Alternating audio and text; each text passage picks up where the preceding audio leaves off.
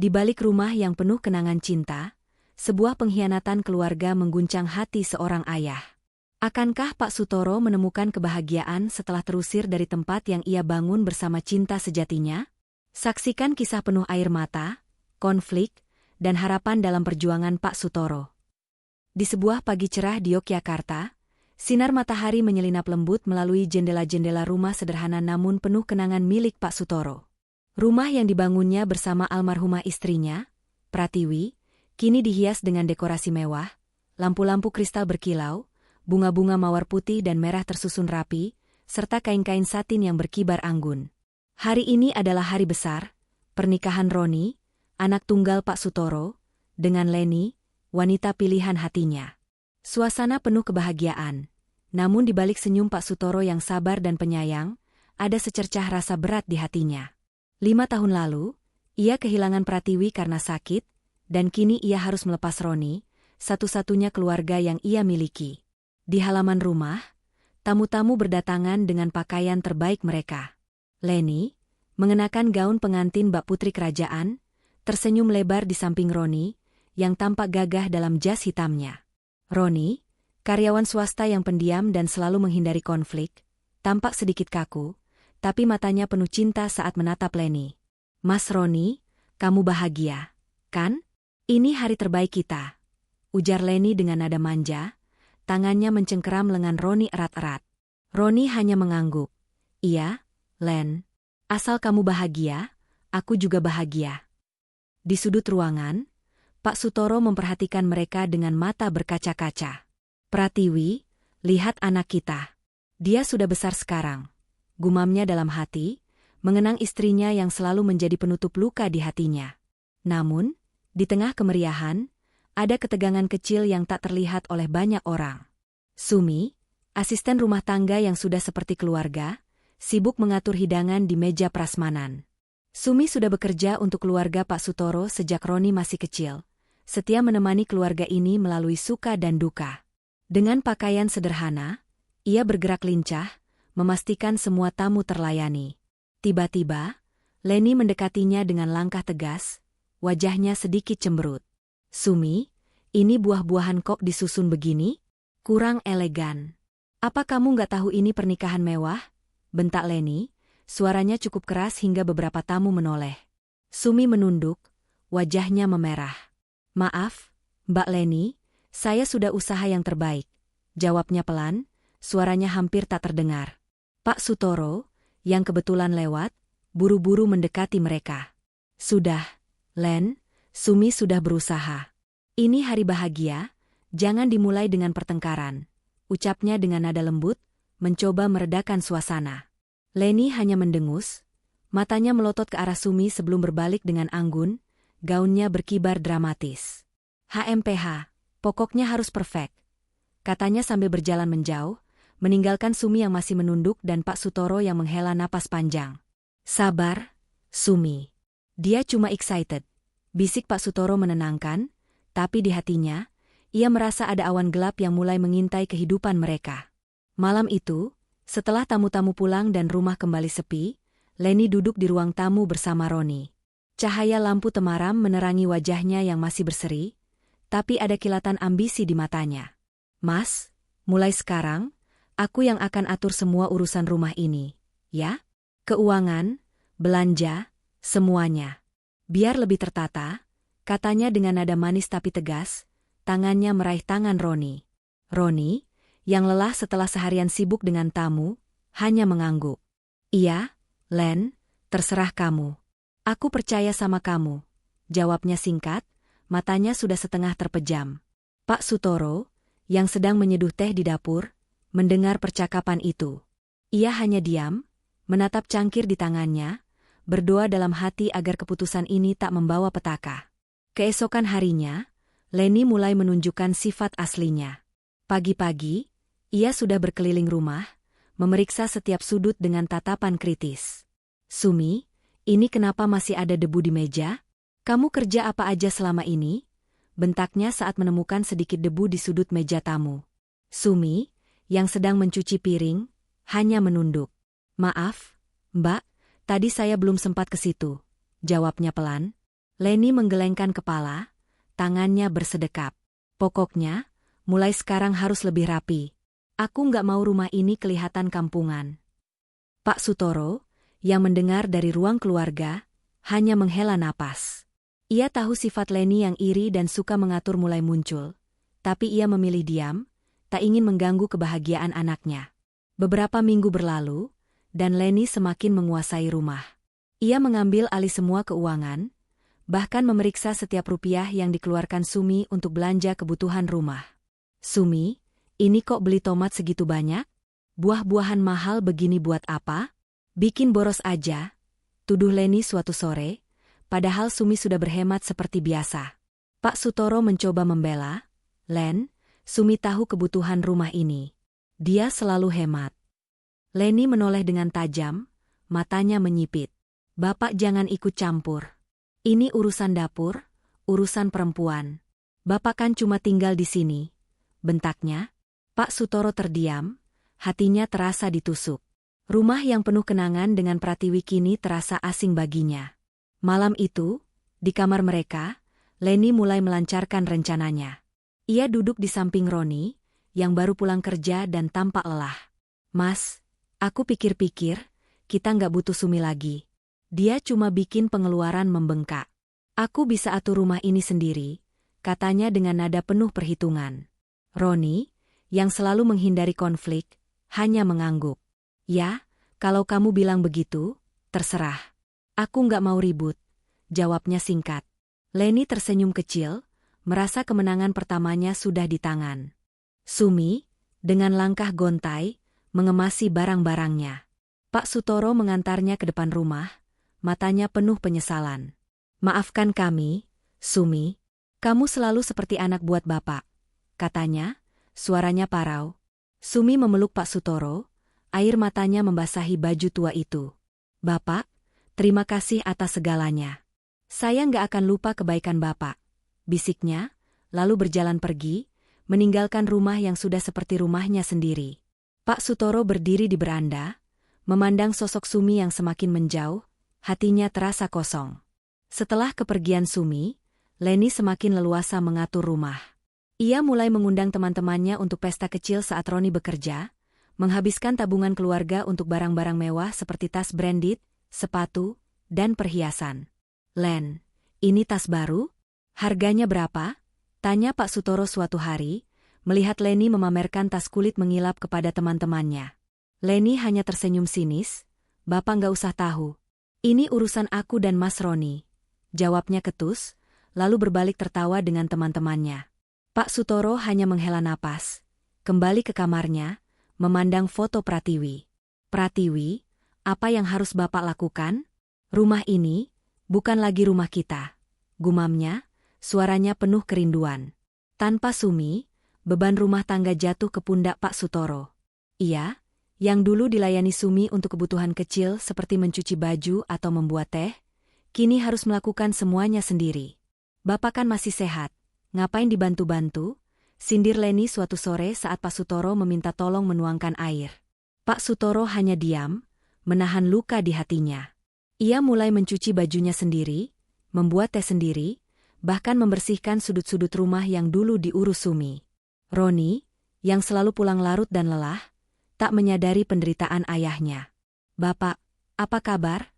Tanya Roni suatu malam, sekilas melihat ayahnya yang sedang menyapu halaman. Baik, Nak. Kamu fokus kerja saja, jawab Pak Sutoro dengan senyum tipis, menyembunyikan kepedihan. Leni semakin boros, memesan dekorasi baru untuk ruang tamu, mengganti gorden dengan yang lebih mewah, dan bahkan membeli peralatan dapur yang tak perlu. Tabungan keluarga menipis, tapi Roni tak pernah protes. Len, kita harus hemat sedikit. Coba Pak Sutoro mengingatkan suatu hari, tapi Leni hanya memutar bola mata. Bapak nggak usah khawatir. Mas Roni kan kerja keras untuk kita, katanya dengan nada mengejek. Pak Sutoro hanya diam, hatinya semakin berat. Ia tahu, konflik kecil ini hanyalah awal dari badai yang lebih besar. Dengan kesabaran yang menjadi pegangannya, ia hanya bisa berdoa agar Roni segera menyadari sifat sejati Leni sebelum rumah yang penuh kenangan dengan Pratiwi benar-benar lenyap dari. 6 bulan setelah kepergian Sumi, rumah Pak Sutoro di Yogyakarta semakin terasa asing baginya. Dulu, rumah ini penuh dengan tawa Pratiwi dan canda kecil Roni saat masih kecil. Namun kini hanya ada suara langkah tegas Leni yang menggema di setiap sudut. Leni, menantu Pak Sutoro, telah mengambil alih kendali penuh atas rumah, dari keuangan hingga keputusan sehari-hari. Sifatnya yang iri, suka mengatur, dan tak mau diatur semakin menjadi-jadi. Roni, anak tunggal Pak Sutoro, tetap sibuk dengan pekerjaannya sebagai karyawan swasta, pulang larut malam dengan wajah lelah, dan selalu menghindari konflik dengan istrinya. Ia tak menyadari betapa ayahnya, Pak Sutoro, menderita di bawah tekanan Leni. Pak Sutoro, dengan kesabaran yang menjadi ciri khasnya, berusaha menjaga kedamaian, meski hatinya semakin terluka. Pagi itu, sinar matahari yang biasanya menghangatkan ruang tamu terasa redup di mata Pak Sutoro. Ia duduk di kursi kayu tua di beranda belakang, memandang pohon mangga yang kini mulai berbuah kecil, kenangan manis bersama Pratiwi. Di dapur, Leni sedang sibuk dengan ponselnya, scrolling media sosial sambil sesekali mengeluh tentang harga bahan makanan. Sayuran kok mahal begini sekarang? Harusnya aku yang belanja sendiri dari dulu. Gerutunya keras, seolah ingin didengar seluruh rumah. Pak Sutoro hanya menghela napas, memilih diam. Sejak Sumi dipecat, ia harus melakukan banyak pekerjaan rumah sendiri. Mencuci baju, menyapu, bahkan membuat teh yang dulu selalu disiapkan Sumi. Bapak kan masih sehat, ngapain dibantu-bantu? Sindir Leni setiap kali ia meminta tolong untuk hal kecil. Pak Sutoro hanya tersenyum tipis, menahan luka di hatinya, tak ingin Roni tahu penderitaannya. Leni semakin menunjukkan sifat borosnya. Ia sering mengundang teman-temannya ke rumah saat Roni bekerja, menggelar pesta kecil dengan makanan mewah dan minuman mahal. Ruang tamu yang dulu sederhana kini dipenuhi dekorasi baru. Gorden satin, vas kristal, dan karpet impor yang Leni beli tanpa berkonsultasi dengan siapapun. "Len, ini vas baru lagi? Harganya pasti mahal," tanya Pak Sutoro suatu sore, suaranya penuh kekhawatiran saat melihat vas kristal besar di meja tamu. Leni menoleh dengan tajam, matanya menyipit. "Bapak nggak usah ikut campur. Ini rumahku, aku yang atur." Mas Roni nggak pernah protes.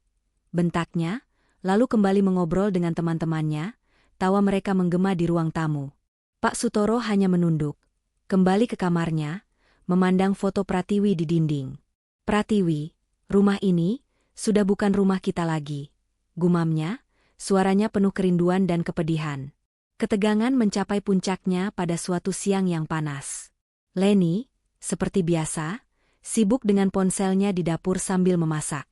Ia sedang menggoreng ikan, tapi perhatiannya terpecah pada obrolan di grup chat teman-temannya. Asap mulai membumbung dari wajan, bau gosong menyebar ke seluruh rumah. Pak Sutoro, yang sedang menyiram tanaman di halaman belakang, mencium bau itu dan buru-buru berlari ke dapur. "Leni, hati-hati. Wajannya gosong," serunya, mematikan kompor dengan cepat sebelum api membesar. Wajan itu panas, dan asap hitam hampir memenuhi ruangan. Leni, yang tersentak dari ponselnya, malah membentak, "Bapak apa urusannya? Ini dapurku. Bapak jangan sok ikut campur." Wajahnya memerah karena marah, tangannya menunjuk-nunjuk ke arah Pak Sutoro. "Kalau Bapak nggak akan ada masalah begini," tambahnya, suaranya penuh kebencian. Pak Sutoro terdiam, hatinya seperti ditusuk. Ia hanya ingin membantu, tapi kata-kata Leni terasa seperti cambuk. "Len, Bapak cuma nggak mau rumah ini kebakaran," katanya pelan, berusaha tetap sabar meski dadanya sesak. Leni mendengus, "Bapak selalu bikin aku kesal. Kalau Bapak nggak bisa nurut, mending Bapak nggak usah di sini," bentaknya lagi, lalu berbalik ke ponselnya, seolah tak peduli. Pak Sutoro hanya berdiri di ambang pintu dapur, memandang menantunya dengan mata penuh kekecewaan. Ia kembali ke beranda, duduk di kursi kayu tua, tangannya memegang foto kecil Pratiwi yang selalu ia bawa di saku. "Pratiwi, apa Bapak salah menjaga rumah kita?" bisiknya, air mata hampir jatuh. Malam itu, Leni mengadakan musyawarah keluarga di ruang tamu. Roni, yang baru pulang dari kantor dengan wajah lelah, duduk di sofa, dasinya masih melilit leher. Leni berdiri di depannya, tangannya bersedekap, wajahnya penuh tekad. "Mas, Aku sudah nggak tahan. Rumah ini nggak muat untuk 3 orang. Bapak bikin aku nggak nyaman di rumah sendiri, katanya. Keesokan paginya, Sumi dipanggil ke ruang tamu. Leni berdiri dengan sikap angkuh, tangannya bersedekap. Sumi, mulai besok kamu nggak usah datang lagi. Kami nggak butuh jasa kamu, katanya tanpa basa-basi. Sumi terkejut, matanya langsung berkaca-kaca. Tapi, Mbak, Leni memotong, nggak ada tapi-tapian. Ini keputusanku. Sumi hanya menunduk, air matanya jatuh ke lantai. Pak Sutoro, yang mendengar dari dapur, buru-buru mendekat. Len, Sumi sudah seperti keluarga. Dia sudah bantu kita sejak Roni kecil. Pikirkan lagi, pintanya dengan nada lembut tapi penuh harap. Leni malah menatapnya dengan dingin. Bapak, ini rumahku sekarang. Aku yang putuskan, bentaknya. Pak Sutoro terdiam, hatinya hancur melihat Sumi menangis. Sumi akhirnya pergi, meninggalkan rumah yang sudah seperti rumahnya sendiri. Pak Sutoro memeluknya di dap kembali. Maafkan kami, Sumi. Kamu selalu seperti anak buat Bapak, katanya dengan suara parau. Sumi hanya mengangguk, tak mampu berkata-kata. Setelah Sumi pergi, Leni mulai mengatur rumah sesuai keinginannya. Ia sering mengundang teman-temannya untuk pesta kecil saat Roni bekerja, menghabiskan tabungan keluarga untuk barang-barang mewah seperti tas branded dan perhiasan. Pak Sutoro, yang dulu dilayani Sumi untuk kebutuhan kecil seperti mencuci baju atau membuat teh, kini harus melakukan semuanya sendiri. Bapak kan masih sehat, ngapain dibantu-bantu? Sindir Leni suatu hari saat Pak Sutoro meminta tolong menuangkan air. Pak Sutoro hanya diam, hatinya perih, tapi ia tetap sabar, tak ingin Roni tahu penderitaannya. Konflik kecil ini menjadi awal dari badai besar yang akan mengubah hidup Pak Sutoro. Leni, dengan sifatnya yang iri dan suka mengatur, mulai menunjukkan kuasa penuh atas rumah yang penuh kenangan itu. Pak Sutoro, dengan kesabarannya yang tak pernah pudar, hanya bisa berdoa agar anaknya, Roni, menyadari apa yang terjadi sebelum semuanya terlambat. Namun, di balik semua itu, benih konflik yang lebih besar sudah mulai tumbuh, menanti saat untuk meledak. Pagi di rumah Pak Sutoro tak lagi sama setelah pernikahan megah Roni dan Leni. 2 bulan berlalu, dan suasana rumah yang dulu penuh kehangatan kini mulai terasa dingin. Cahaya matahari yang menyelinap melalui jendela seolah tak mampu menghangatkan hati Pak Sutoro, yang kini sering termenung di beranda belakang, memandang pohon mangga yang ditanam bersama almarhumah Pratiwi. Rumah yang penuh kenangan itu kini dikuasai oleh Leni, menantu yang ambisius dan suka mengatur. Sifatnya yang iri dan tak mau diatur mulai menampakkan taring, mengubah ritme kehidupan keluarga kecil ini. Sementara itu, Roni, anak tunggal Pak Sutoro, tetap sibuk dengan pekerjaannya sebagai karyawan swasta, pulang larut malam dan selalu menghindari konflik dengan istrinya. Ia tak menyadari badai yang mulai mengintai ayahnya. Di dapur, Sumi, asisten rumah tangga yang sudah seperti keluarga, masih setia bekerja meski suasana semakin tak nyaman. Sumi, yang sudah menemani keluarga ini sejak Roni masih kecil, selalu berusaha menjaga kebersihan rumah dan kebutuhan Pak Sutoro. Namun, Leni tak pernah puas. Pagi itu, saat Sumi sedang menyapu halaman, Leni keluar dari kamar dengan wajah cemberut. Sumi, ini kenapa sampah daunnya masih berserakan? Kamu kerja apa aja? Bentak Leni, tangannya bersedekap, matanya menyipit penuh celah. Sumi menunduk, sapu di tangannya berhenti bergerak. Maaf, Mbak Leni, tadi angin kencang, jadi daunnya berhamburan lagi. Jawabnya pelan, suaranya penuh hormat meski hatinya perih. Leni mendengus, alasan. Pokoknya aku nggak mau lihat rumah ini kotor. Aku yang atur rumah ini sekarang, jadi kamu harus nurut. Katanya dengan nada tinggi, lalu berbalik masuk rumah, gaun panjangnya menyapu lantai dengan dramatis. Pak Sutoro, yang sedang menyiram tanaman di sudut halaman, mendengar bentakan itu.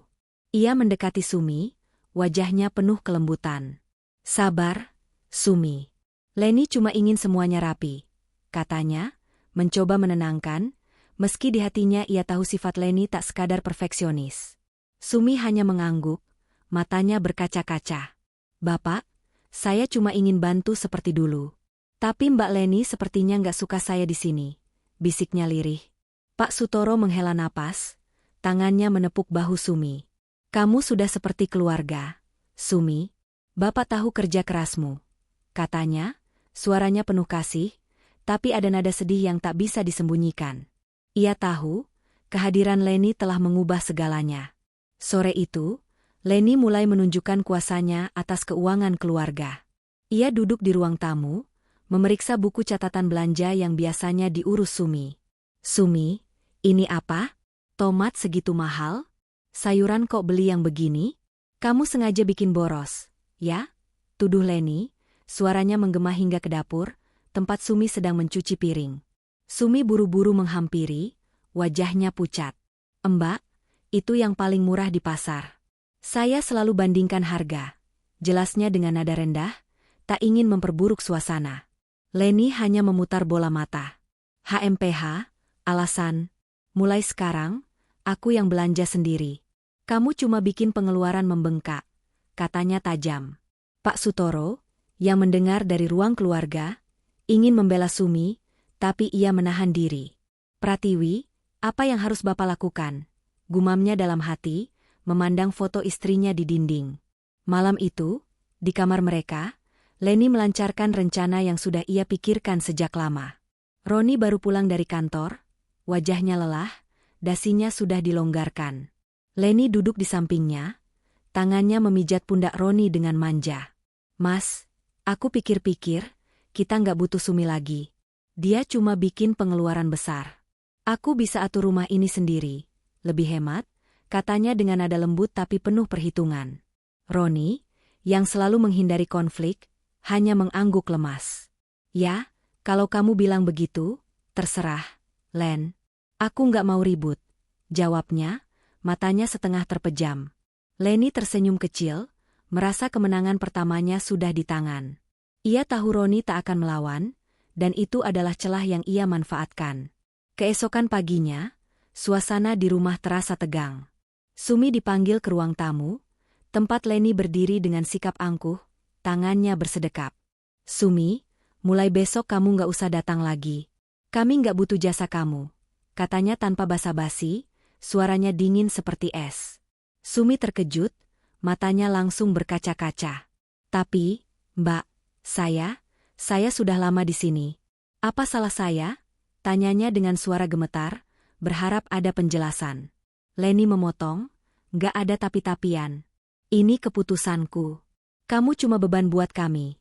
Bentaknya, nadanya penuh kebencian. Sumi hanya menunduk, air matanya jatuh ke lantai. Pak Sutoro, yang mendengar dari dapur, buru-buru mendekat, hatinya hancur melihat Sumi diperlakukan begitu. Len, Sumi sudah seperti keluarga. Dia bantu kita sejak Roni kecil. Pikirkan lagi, pintanya dengan nada lembut, matanya memohon. Leni menatapnya dengan dingin. Bapak, ini rumahku sekarang. Aku yang putuskan. Bapak jangan ikut campur. Bentaknya, suaranya menggema, membuat Pak Sutoro terdiam. Kata-kata itu seperti pisau, mengiris hatinya yang sudah rapuh. Dengan nada penuh tekanan, matanya sesekali melirik ke arah kamar Pak Sutoro. Roni menatap istrinya, alisnya berkerut. Maksud kamu apa, Len? Tanyanya, suaranya lelah. Leni mendekat, duduk di samping Roni, tangannya memegang lengan suaminya dengan manja. Mas, lebih baik Bapak ke panti jompo saja. Di sana kan banyak yang ngurus, Bapak pasti lebih nyaman. Ini demi kebaikan kita semua, katanya, nadanya manis tapi penuh perhitungan. Roni terdiam, matanya menatap lantai. Ia tahu ayahnya adalah satu-satunya keluarga yang ia miliki selain Leni, tapi sifatnya yang pendiam dan tak ingin ribut membuatnya sulit menolak. Bapak, pasti setuju, kan, Mas? Ini untuk kebaikan kita, desak Leni, suaranya semakin lembut, tapi matanya penuh kemenangan. Roni hanya mengangguk lemas. Ya, kalau itu yang terbaik, katanya pelan, tanpa berpikir panjang.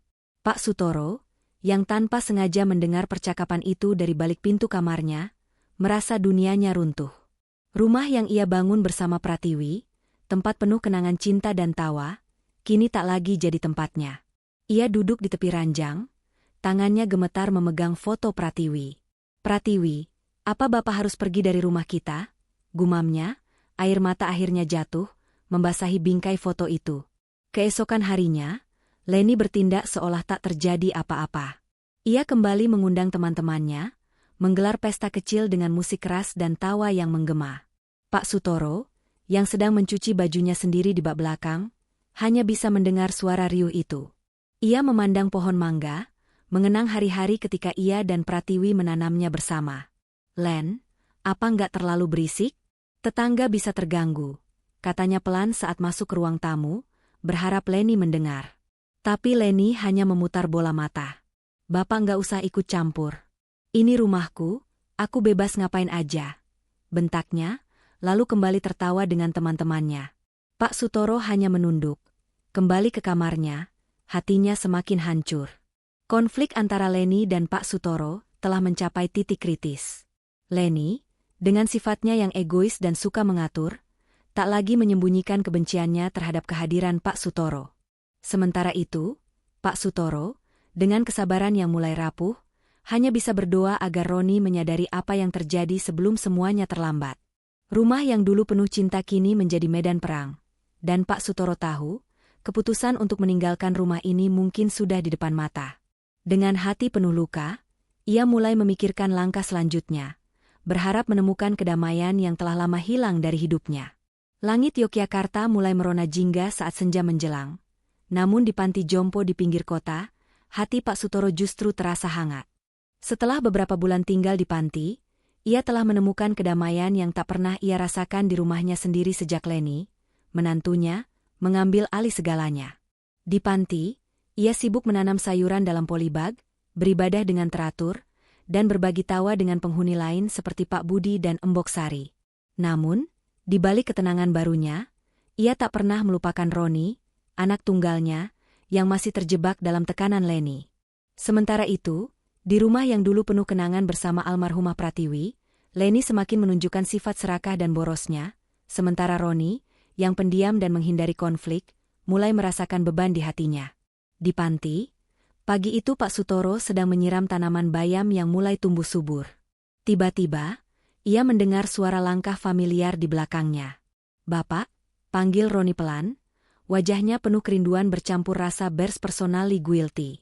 Pak Sutoro menoleh, tersenyum lebar meski matanya berkaca-kaca. "Roni, kamu datang, Nak," katanya, meletakkan penyiram dan memeluk anaknya erat. Roni, yang sengaja datang saat jam makan siang kantor agar Leni tak curiga, menunduk. "Bapak, maafkan Roni, aku nggak bisa melawan Leni. Aku cuma ingin Bapak tahu, aku kangen Bapak," katanya, suaranya tersendat. Pak Sutoro menepuk pundak anaknya, wajahnya penuh kelembutan. "Sabar, Nak, berdoa saja, semoga Leni mendapat hidayah. Bapak baik-baik saja di sini," katanya, meski ada luka di hatinya melihat Roni begitu tertekan. Kunjungan diam-diam Roni menjadi rutinitas. Setiap minggu, ia menyelinap ke panti saat Leni sibuk dengan teman-temannya atau berbelanja. Di panti, ia melihat ayahnya berubah. Pak Sutoro tampak lebih sehat, wajahnya cerah, dan ia sering tertawa bersama penghuni lain. Bapak kelihatan bahagia di sini," kata Roni suatu sore, duduk di bangku taman panti sambil memandang polybag sayuran. Pak Sutoro tersenyum, memegang tangan anaknya. "Nak, kebahagiaan itu bukan soal tempat, tapi hati. Di sini, Bapak merasa berguna. Tapi Bapak selalu doakan kamu dan Leni," katanya, suaranya penuh kasih. Roni hanya mengangguk, hatinya terasa berat.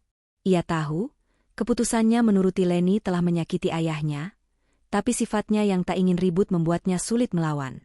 Sementara itu, di rumah, Leni semakin leluasa. Ia terus menghabiskan tabungan keluarga untuk gaya hidup glamornya, tas branded, perhiasan baru, dan pesta-pesta kecil dengan teman-temannya. Ruang tamu yang dulu sederhana, kini dipenuhi barang-barang mewah, namun suasananya terasa dingin tanpa kehadiran Pak Sutoro. Suatu malam, saat Roni pulang kerja dengan wajah lelah, Leni menyambutnya dengan senyum manis yang penuh perhitungan. "Mas, aku pikir-pikir, kita perlu amankan masa depan kita. Rumah ini kan masih atas nama Bapak. Lebih baik kita ubah jadi atas nama kamu, biar lebih jelas," katanya, tangannya memegang lengan Roni dengan lembut. Roni mengerutkan kening, "Tapi, Len, Rumah ini kan peninggalan bapak dan ibu. Apa perlu diubah? Tanyanya, suaranya ragu. Leni mendesak. Mas, ini demi kebaikan kita. Bapak kan sudah di panti, nggak perlu rumah ini lagi. Lagi pula, ini rumah kita sekarang. Nadanya manis, tapi matanya penuh ambisi. Roni, seperti biasa, tak ingin berdebat. Ia hanya mengangguk lemas.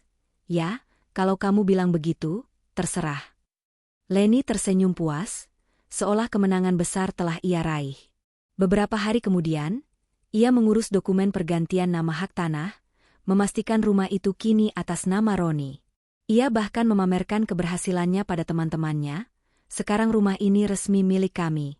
Aman deh, katanya sambil tertawa, tak peduli bahwa rumah itu adalah simbol cinta Pak Sutoro dan Pratiwi. Roni, yang mendengar dari ruang tamu, hanya menunduk. Hatinya terasa semakin berat.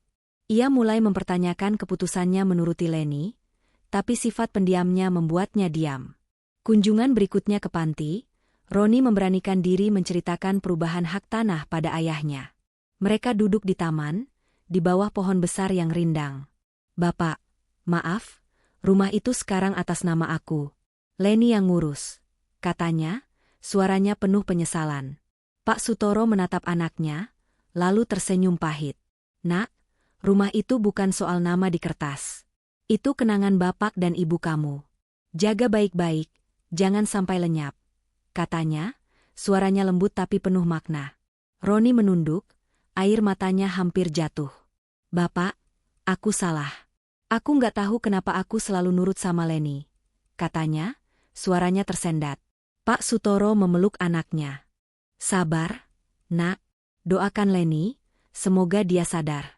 Bapak cuma ingin kamu bahagia.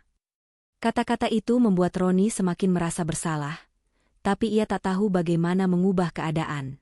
Di panti, Pak Sutoro terus menjalani hari-harinya dengan penuh makna. Ia semakin akrab dengan penghuni lain, berbagi cerita tentang Pratiwi dan masa mudanya. Ia juga mengajari Pak Budi dan Embok Sari cara merawat tanaman, membuat taman panti semakin hijau. Pak Sutoro, Bapak bikin panti ini jadi lebih hidup. Puji Ibu Ani, pengurus panti, suatu sore. Pak Sutoro hanya tersenyum, ini cara Bapak mengenang Pratiwi. Dia suka tanaman. Ia juga rajin beribadah, salat 5 waktu tak pernah terlewat, dan sering menulis jurnal kecil tentang hari-harinya. Pratiwi, Bapak belajar banyak di sini. Bapak harap Roni juga belajar dari hidupnya. Tulisnya suatu malam, memandang cincin pertunangan yang selalu ia simpan. Sementara itu, Leni tak menyadari bahwa tabungan keluarga semakin menipis. Ia terus memesan barang-barang mewah, bahkan merencanakan renovasi rumah yang tak perlu. Mas, kita bikin ruang tamu lebih modern, ya? Biar nggak ketinggalan zaman, katanya pada Roni, yang hanya mengangguk lemas, pikirannya terpecah antara pekerjaan dan rasa bersalah pada ayahnya.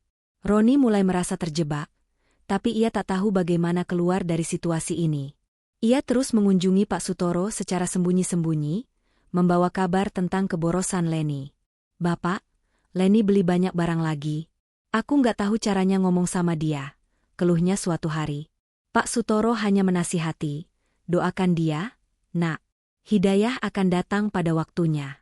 Jaga hatimu, jangan sampai kehilangan kasih sayang. Roni mengangguk, tapi hatinya semakin gelisah. Konflik batin Roni semakin dalam, sementara Leni terus mendorongnya untuk memenuhi keinginannya. Perubahan hak tanah menjadi simbol kekuasaan Leni atas rumah yang penuh kenangan itu, tapi juga menjadi titik balik bagi Roni untuk mulai mempertanyakan pilihannya. Di panti, Pak Sutoro tetap tegar, menemukan kekuatan dalam kesederhanaan dan kebersamaan dengan penghuni lain. Ia tahu, rumah yang ia bangun bersama Pratiwi mungkin telah berpindah nama, tapi kenangan dan kasih sayangnya pada Roni tak akan pernah pudar. Dengan doa di setiap malam, ia berharap anaknya menemukan jalan yang benar, sementara ia sendiri telah menemukan kedamaian di tempat yang tak pernah ia bayangkan sebelumnya. Senja di panti Jompo pinggiran Yogyakarta menghadirkan warna jingga yang hangat, menyapa taman kecil tempat Pak Sutoro duduk di bangku kayu tua. Di depannya, deretan polybag berisi bayam, kol-play, dan cabai tumbuh subur, hasil kerja kerasnya selama berbulan-bulan di panti. Rumah yang ia bangun bersama almarhumah Pratiwi, penuh kenangan cinta dan tawa, kini hanya tinggal bayang-bayang di hatinya. Namun, di panti jompo ini, Pak Sutoro menemukan kedamaian yang tak pernah ia rasakan sejak Leni, menantunya yang egois dan suka mengatur, mengusirnya dari rumahnya sendiri. Dengan kesabaran yang menjadi ciri khasnya, ia telah membangun kehidupan baru, dikelilingi oleh penghuni panti yang kini menjadi keluarga barunya. Pagi di panti selalu dimulai dengan rutinitas yang teratur. Pak Sutoro bangun sebelum fajar untuk salat subuh, diikuti oleh senam pagi bersama Pak Budi, Embok Sari, dan penghuni lain. Tawa mereka menggema di lapangan kecil, menciptakan suasana penuh kehangatan. Pak Sutoro, gerakan Bapak lincah sekali. Masih kalah sama saya. Nih, canda Pak Budi, pensiunan guru yang selalu penuh semangat. Pak Sutoro tertawa. Hati-hati, Pak, nanti encok Bapak kambuh. Balasnya, membuat semua orang di sekitarnya ikut tertawa. Setelah senam, ia menyiram tanamannya, memeriksa setiap daun dengan penuh kasih. Seperti dulu ia merawat pohon mangga bersama Pratiwi. Hasil panennya, sayuran segar, selalu ia sumbangkan ke dapur panti, membuat menu makan siang semakin beragam. Pak Sutoro, berkat Bapak, kami makan bayam enak hari ini. Puji Ibu Ani, pengurus panti, dengan senyum lebar. Pak Sutoro hanya mengangguk. Hatinya penuh syukur karena merasa berguna. Di panti, Pak Sutoro juga menemukan makna baru melalui kebersamaan. Ia sering duduk di beranda bersama Embok Sari, mendengarkan cerita tentang anak-anaknya yang jarang menjenguk. Bapak orang baik. Roni beruntung punya ayah seperti Bapak, kata Embok Sari suatu sore, tangannya sibuk merajut syal. Pak Sutoro tersenyum pahit, memandang foto Pratiwi yang selalu ia bawa. Saya cuma ingin Roni bahagia, Embok, tapi saya tahu, dia sedang bingung sekarang. Jawabnya, suaranya lembut tapi penuh kerinduan.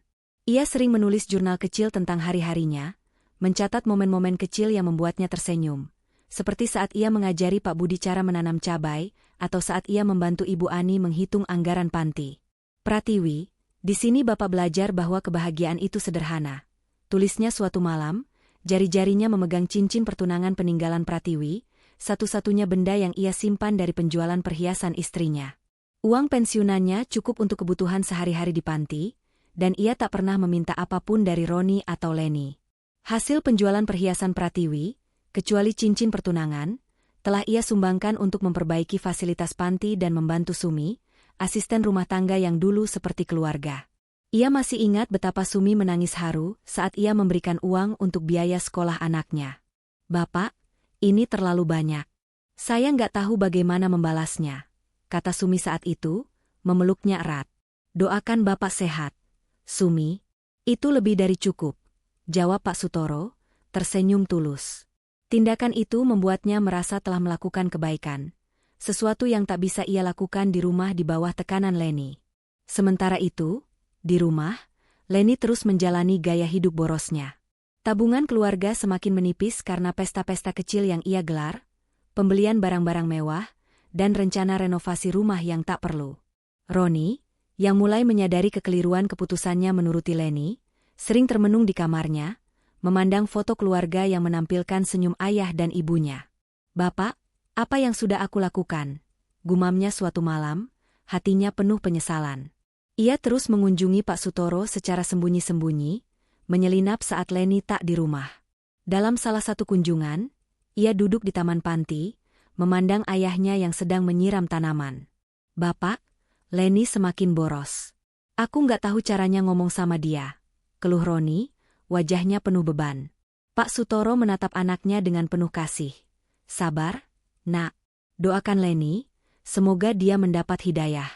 Jaga hatimu, jangan sampai kemarahan menguasai. Nasihatnya, suaranya penuh kebijaksanaan. Roni hanya mengangguk, tapi hatinya semakin gelisah. Di panti, Pak Sutoro menjadi sosok yang dicintai.